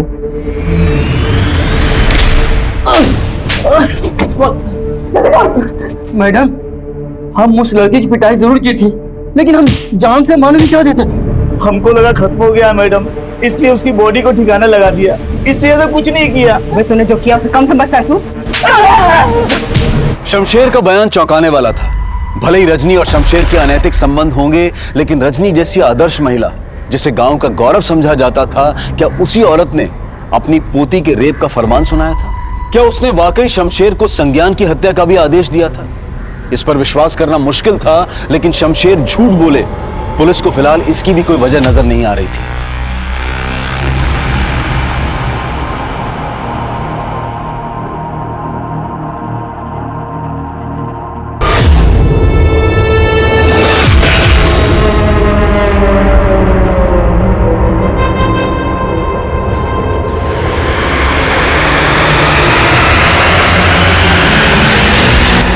शमशेर के साथ ही बोल रहे हैं कि उन्हें लग रहा था कि संज्ञान मर चुका है। अगर ऐसा होता तो उसकी लाश मिलनी तो चाहिए थी। सब ये समझ में नहीं आ रहा है कि वो दोनों सच सच बोल रहे हैं कि कहानी अब भी कुछ और है। और रजनी देवी के घर वाले ये मानने को तैयार ही नहीं है कि रजनी देवी अपनी पोती के साथ ऐसा कुछ करवा सकती है। वैसे इधर शमशेर के दोस्त भी ये मानने को तैयार नहीं है कि रजनी देवी की हत्या में उन दोनों का हाथ है। संज्ञान के साथ साथ मेघा का भी कुछ पता नहीं चल रहा। ये केस को सुलझता ही जा रहा है। सर एक बात पता चली है। रजनी देवी की हत्या के अगले दिन उनके बड़े बेटे उदित ने एक गैराज में एक कार बेची थी, वो भी सिर्फ 15,000 रुपए में। कुछ तो गलत है। उस कार को तुरंत जब्त करो और फोरेंसिक को बुलाओ। और रजनी देवी के घर वालों को इस बारे में कुछ पता नहीं चलना चाहिए। और किसी भी तरह से ये पता करने की कोशिश करो कि संज्ञान और मेघा इस वक्त कहाँ है। सर देखा पुलिस के पास जाने का नतीजा कितना तमाशा बन गया है हमारा। तो चाहते क्या हैं आप? हम अपनी बेटी को भूल जाएं? इस मुसीबत में फंसने से अच्छा है कि भूल जाओ कि हमारी कोई बेटी भी है।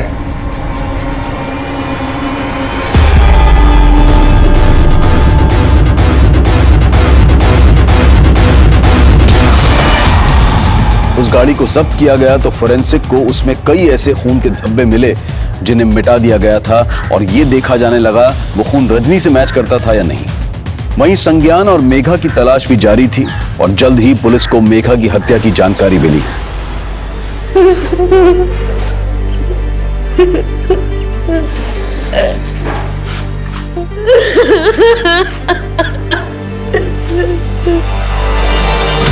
सर मेघा की लाश हमें हाईवे से कुछ दूर एक सुनसान जगह पे मिली। बॉडी की कंडीशन बहुत ही खराब थी सर। बॉडी पे कोई कपड़ा भी नहीं था सर। पोस्टमार्टम से हमें यह पता चला है कि मेघा के सर पे किसी भारी चीज से वार करके उसे मारा गया था। और सर हैवानियत की बात तो यह है कि मेघा को मारने के बाद डेड बॉडी के साथ रेप किया गया था। मेघा पहले भी रेप का शिकार हुई थी। उस वक्त इस रेप में ये शामिल था। और मेघा के अलावा ये संज्ञान भी मिसिंग है। आपकी तहकीकात के दौरान क्या कुछ ऐसा सामने आया जो इस लड़के से कनेक्टेड हो? नहीं सर, अभी तक कुछ पता नहीं चला। हाँ अभिषेक सर, उस कार में मिले ब्लड की फोरेंसिक रिपोर्ट आ गई है। वो ब्लड रजनी देवी के ब्लड से ही मैच करता है। सर मानते हैं कि हमने आपसे सच छिपाया, लेकिन माँ की हत्या से हमारा कोई लेना देना नहीं। तो किसका लेना देना? सर उस रात माँ घर नहीं पहुंची थी और मेघा का भी कुछ पता नहीं चल रहा था। हम और आदित्य बहुत परेशान थे। हम जब माँ के फार्म हाउस पर पहुंचे तो हमने देखा हमने नहीं मारा है माँ को। तुमने नहीं मारा तो फिर हमें क्यों नहीं बुलाया? और मेघा के गायब होने की बात भी तुमने पहले नहीं बताया, क्यों? साफ साफ बोलो, क्या छिपा रहे हो? सर कुछ भी नहीं छिपा रहे हैं। हमें लगा कि शायद मेघा के हाथों माँ की हत्या हो गई हो। हम तो सिर्फ उसको बचा रहे थे। तो तुम जानते थे कि मेघा ने तुम्हारी माँ? नहीं सर, हम तो खुद ही ढूंढ रहे थे उसको। उस रात रजनी का मर्डर हुआ था, ये बात सिर्फ उदित और आदित्य ही नहीं, मेघा की मां विनीता और रजनी के पति विश्वनाथ को भी मालूम थी। इसलिए पुलिस किसी का भी भरोसा नहीं कर रही थी। वहीं संज्ञान की भी कहीं कोई लीड नहीं मिल रही थी।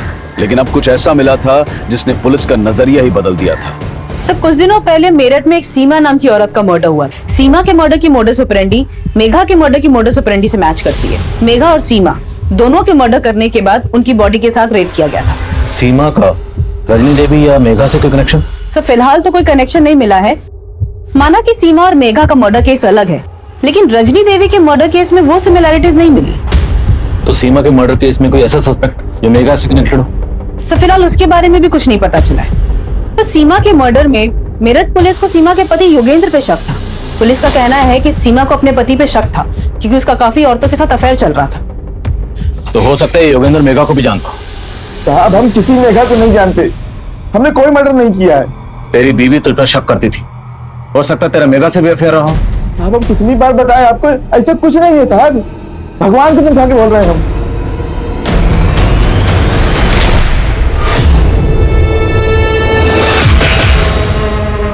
अरे बेटा आप यहाँ क्या कर रही हैं? जी हम पहचाने नहीं आपको। अरे हम आपके पापा के दोस्त हैं, संजीव।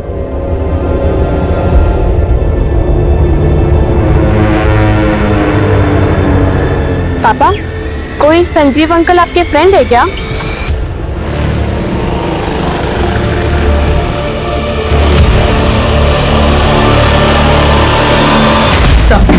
सर पिछले कुछ सालों के मैंने कई मर्डर केसेस स्टडी किए। इसमें मालूम चला कि सीमा और मेघा जैसी कई ऐसी लड़कियों के मर्डर केसेस सामने आए जिसमें डेड बॉडीज के साथ रेप किया गया था।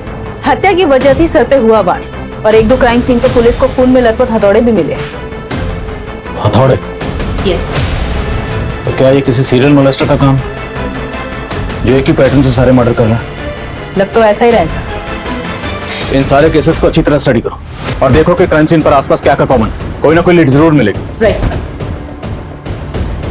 पुलिस इस केस में सीरियल मोलेस्टर की थ्योरी बना रही थी, लेकिन संज्ञान के गायब होने का राज इस केस को फिर से दूसरी दिशा में मोड़ रहा था। सर ललितपुर से कुछ दूरी पर एक लॉज है, आरवी लॉज। इसी लॉज से 5 किलोमीटर की दूरी पर मेघा की लाश मिली थी। सर खबरों से पता चला है कि पिछले कुछ दिनों से वहां पे एक लड़का छुपकर बैठा हुआ है। मुझे शक है कि वो संज्ञान है। फौरन एक टीम लेकर वहां पहुंचो।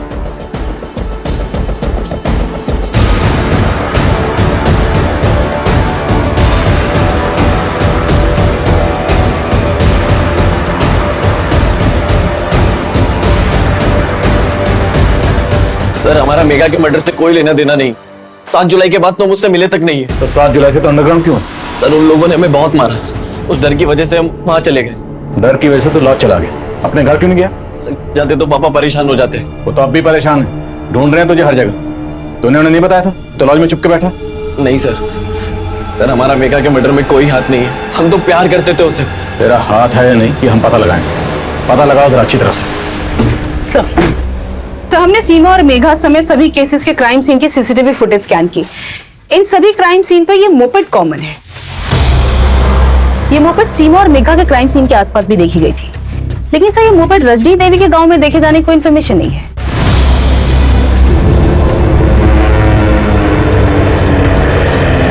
सुनिए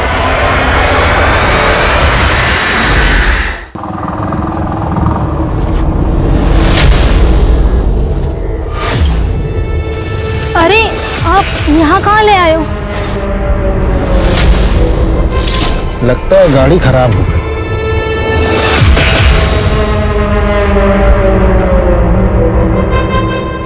अरे ये क्या कर रहे हो आप?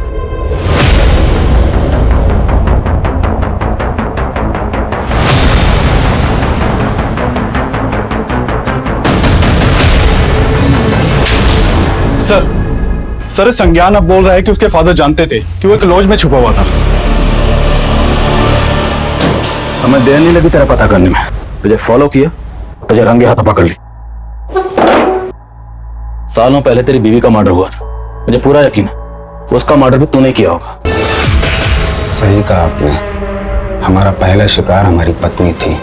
वो हमारी गैर मौजूदगी में दूसरे मर्द के साथ सोती थी, और जब हम उसके पास जाते तो तो वो हमें जलील करती कि तुम हमें संतुष्ट नहीं कर पाते।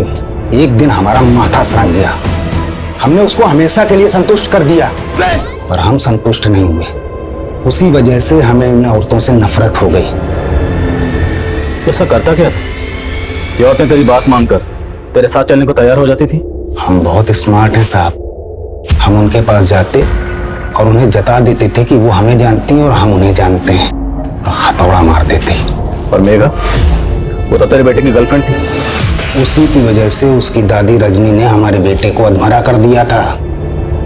तो रजनी देवी को भी तूने मारा था? तब वो हमारा स्टाइल नहीं है।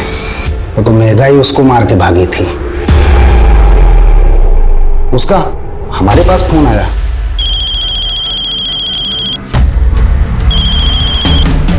हेलो अंकल, हम मेघा बोल रहे हैं, संज्ञान की दोस्त। मेघा? हाँ अंकल, संज्ञान ठीक तो है ना? हमने उससे बोला संज्ञान सही सलामत है और हम उसको संज्ञान से मिलवा देंगे। फिर हम उससे ललितपुर में मिले। उसने हमें अपना सारा दुखला सुनाया। क्या तुम्हारी दादी ने तुम्हारा रेप करवाया था? हाँ अंकल। अब आई अक्ल ठिकाने तुम्हारी? हाँ बोलो, शादी करोगी उस लड़के से? अब हम मर जाएंगे लेकिन आपकी बात कभी नहीं मानेंगे। मेघा, मेघा, मेघा रुक। ठीक है, तो हम तुमको भी मार डालेंगे और उस लौंडे को भी। हाँ, तुमको क्या लगता है तुमको ऐसे जाने देंगे? उसने बताया कि संज्ञान के साथ भाग करके जिंदगी गुजारने के लिए उसने अपने दादी के गहने चुरा के बेच दिए।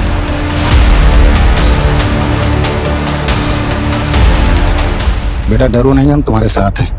हमारे साथ बैठो, हम संज्ञान के पास तुम्हें ले चलते हैं। हैं? आओ। और सबकी तरह हमने मेघा को भी संतुष्ट कर दिया।